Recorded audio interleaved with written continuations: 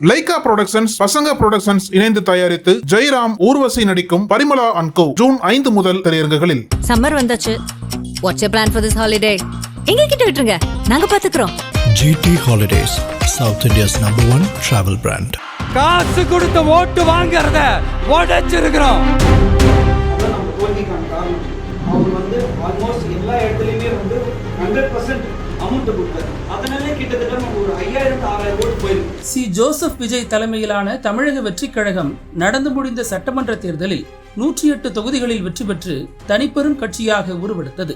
இருப்பினும் ஆட்சியமைக்க தேவையான அறுதி பெரும்பான்மையை மக்கள் தாவேகாவுக்கு வழங்காததால் திமுக கூட்டணி கட்சிகளின் ஆதரவுடன் விஜய் முதலமைச்சர் பொறுப்பையும் ஆட்சி பொறுப்பையும் ஏற்றுக்கொண்டார். திருச்சி கிழக்கு மற்றும் பெரம்பூர் ஆகிய இரு தொகுதிகளிலும் விஜய் வெற்றி பெற்ற நிலையில் திருச்சி கிழக்கு தொகுதி எம்எல்ஏ பதவியை ராஜினாமா செய்திருந்தார். அதனைத் தொடர்ந்து திருச்சி கிழக்கு மக்களுக்கு நன்றி தெரிவிக்கும் வகையில் சுமார் 5000 பேரை மட்டும் கூட்டமாக திரட்டி உரையாற்றினார். அப்போது நாங்கள் தேர்தலுக்கு பணம் கொடுப்பதை உடைத்திருக்கிறோம் என தாவேகா தலைவரும் முதலமைச்சருமான விஜய் ஆவேசமாக பேசினார்.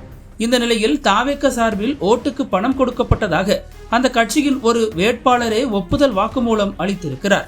சேலம் ஓமலூர் தொகுதியில் தாவேகா சார்பில் போட்டியிட்ட அதிகமான் தோல்வியை தழுவினார்.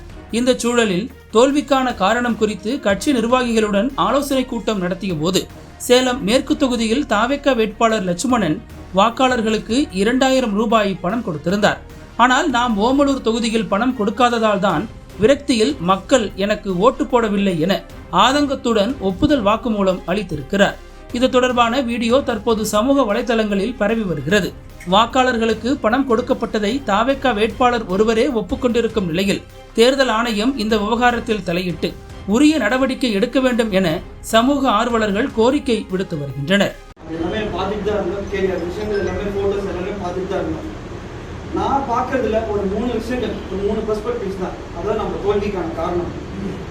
ஃபர்ஸ்ட் மெயின் ரீசன் நம்ம சேலம் மேற்கு அவர் ஆல்மோஸ்ட் எல்லா இடத்துலையுமே 100% அமௌண்ட் கொடுத்தாரு. 2000 அமௌண்ட்டை கொடுத்தாரு.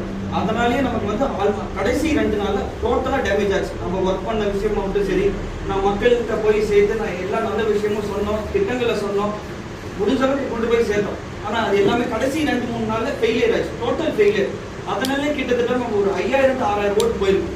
அதுக்கு மேலேயே கூட போயிருக்கலாம். நான் மினிமமாக சொல்கிறேன். 2வது விஷயம், அனல் பறக்கும் செய்திகளை அப்டேட் செய்து கொள்ள நக்கீரன் களத்தை இப்பவே சப்ஸ்கிரைப் பண்ணுங்க.